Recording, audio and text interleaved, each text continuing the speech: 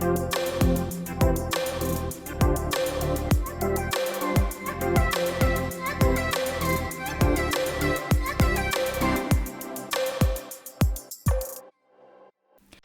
Friends, welcome to the இவா வீலாக்ஸ்.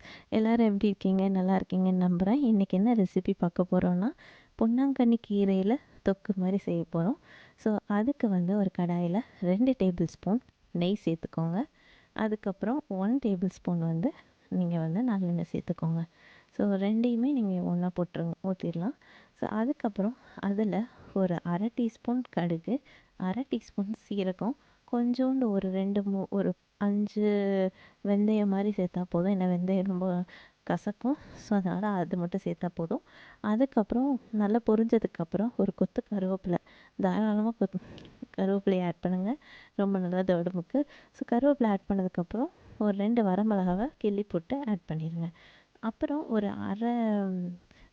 ஒரு பெரிய வெங்காயத்தில் அரை பெரிய வெங்காயத்தை மட்டும் சின்னதாக கட் பண்ணி நான் ஆட் பண்ணியிருக்கேன். மீதியை வந்து நான் பேஸ்ட்டோடு சேர்த்து ஆட் பண்ண போகிறேன். ஸோ அந்த அரை வெங்காயத்தை மட்டும் நான் இதில் ஆட் பண்ணியிருக்கேன். ஸோ இந்த வெங்காயம் வதங்கும் போதே நம்ம இந்த டிஷ்ஷுக்கு தேவையான உப்பு சேர்த்துடலாம். எப்போயுமே உங்களுக்கு தெரிஞ்சிருக்கும், கீரை சமைக்கும் போது நம்ம உப்பு வந்து நிறையா கீரையோட ஃபஸ்ட்டு டைம்லேயே நீங்கள் போட்டுட்டிங்கன்னா கீரை பார்க்குறதுக்கு நிறையா இருக்கும் ஆஞ்சு வச்சா. பட் சமைச்ச உடனே பார்த்திங்கன்னா ரொம்ப கம்மியான குவான்டிட்டி இருக்கும். ஸோ எப்பயுமே வந்து உப்பு வந்து கம்மியாக போடணுன்னு தான் எங்கள் அம்மாலாம் சொல்லி கொடுத்துருக்காங்க. ஸோ உங்களுக்கும் அது தெரிஞ்சிருக்கும்னு நினைக்கிறேன். ஸோ அரை டீஸ்பூன் தான் நான் போட்டிருக்கேன் வெங்காயம் ஆட் பண்ணும்போதே. ஸோ அதுவே மோர் தென் எனஃப் தான். அதுக்கப்புறம் நம்ம பேஸ்ட்டை அரைச்சிட்டு வந்துடலாம்.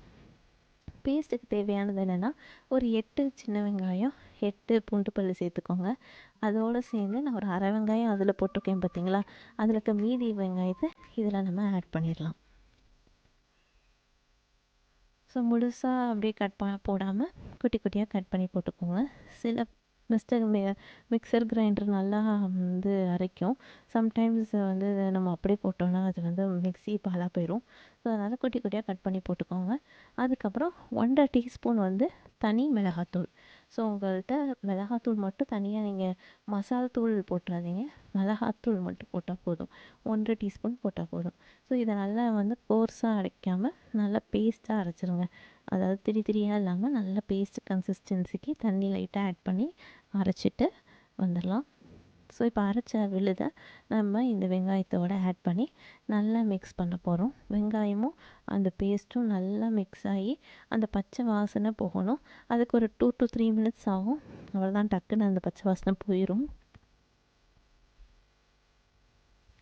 ஸோ இந்த நல்லா நீங்கள் ஒரு 3 மினிட்ஸ் வதக்குனீங்கனாலே அந்த நெய்யெலாம் ஆட் பண்ணியிருக்கோம்ல, அது அப்படியே கொஞ்சம் மேலே பபுள் மாதிரி வர ஆரம்பிக்கும். ஸோ அப்போ உங்களுக்கு தெரிஞ்சிடும் இது நல்லா வதங்கிடுச்சு அப்படின்னு சொல்லிட்டு. பொன்னாங்கண்ணி கீரையை நான் வாங்கி நல்லா அலசிட்டு ஒரு 5 டைம்ஸ்க்கு மேலே அலசுங்க. ஏன்னா சம்டைம்ஸ் மண் இருக்கும்.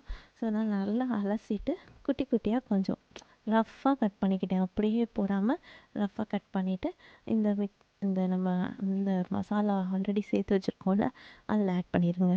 ஸோ அதை ஆட் பண்ணிவிட்டு ஒரு மேக்ஸிமம் ஒரு 3 மினிட்ஸ் வந்து அந்த மசாலா வந்து நல்லா அந்த கீரையோடு மர்ஜ் ஆகிற லெவலுக்கு மிக்ஸ் பண்ணிவிட்டு நல்லா வேக வைங்க. ஸோ இது நீங்கள் ஆரம்பிக்கிறதுக்கு முன்னாடியே ஒரு சின்ன எலுமிச்சம்பழம் புளி வந்து நீங்கள் தண்ணியில் ஊற வச்சு ரெடியாக வச்சுருங்க, கரைச்சி வச்சுருங்க. நம்ம இதில் ஆட் பண்ண போகிறோம்.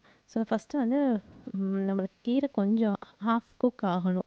ஃபஸ்ட்டே நம்ம வந்து அதை ஊற்றக்கூடாது புளி பேஸ்ட்டை. ஸோ ஃபஸ்ட்டு கீரை நல்லா வெந்துடணும். ஸோ அது கீரை டக்குன்னு வெந்துடும். ஸோ வேகிறதுக்கு ஒரு மேக்ஸிமம் 3 மினிட்ஸ் to 4 மினிட்ஸ் ஆகும். ஸோ அது வரைக்கும் நம்ம வெயிட் பண்ணலாம். ஸோ மீன்வைல் நான் வந்து இந்த பொன்னாங்கண்ணி கீரையோட ஹெல்த் பெனிஃபிட்ஸ் சொல்லலான்னு இருந்தேன். ஸோ பொன்னாங்கண்ணி கீரையில் என்ன இருக்குன்னா, பீட்டா கேரோட்டின் இருக்குது, அயன் இருக்குது, ஃபைபர் இருக்குது, கால்சியம் இருக்குது, vitamin C and vitamin A இருக்குது. அண்ட் ஆல்சோ இது வந்து ஓவரால் நம்மளோட வெல்பீயிங்க்கு ரொம்ப ரொம்ப நல்ல கீரைங்க. அண்டு கண்ணுக்கு ரொம்ப நல்லதுன்னு சொல்லுவாங்க. யார் யாருக்கெல்லாம் கண் ப்ராப்ளம் இருக்கும் அவங்க வந்து அடிக்கடி இதை வந்து அவங்களோட இதில் சேர்த்துக்கலாம்.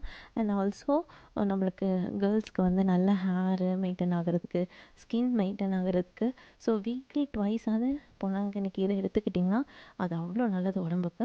ஸோ இதில் நான் மறந்துட்டேன், மிஸ் பண்ணிட்டேன். ஸோ அந்த புளி பேஸ்ட்டை நீங்கள் அதோட ஆட் பண்ணிடுங்க. ஆட் பண்ணிட்டு கொஞ்சோண்டு பெருங்காயம் பவுடர் வந்து ஒரு ஒரு பிஞ்ச் அளவுக்கு போட்டுட்டு திரும்ப மூடி போட்டு நல்லா வேக வைங்க.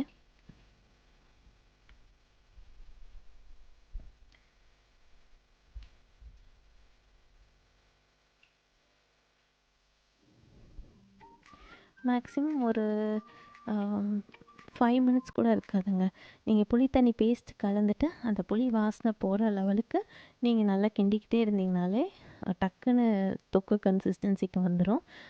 இப்போ நீங்கள் லைட்டாக டேஸ்ட் பார்த்துக்கோங்க, உங்களுக்கு உப்பு போடணுமா இல்லை வேணான்னா நீங்கள் விட்டுடலாம். நம்ம ஆல்ரெடி போட்ட நான் 1/2 டீஸ்பூன் உப்பே இது வந்து மோர் தென் எனஃப் கரெக்டாக இருந்தது.